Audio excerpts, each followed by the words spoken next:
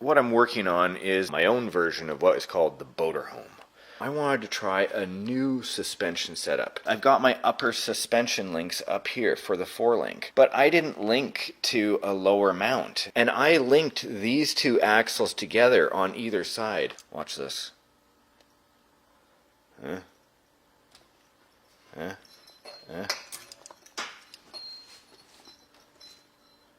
Look at this.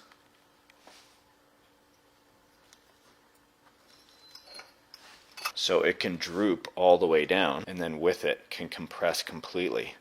But I might as well try it with this firewood.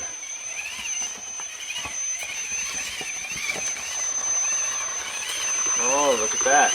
Unlocked diffs.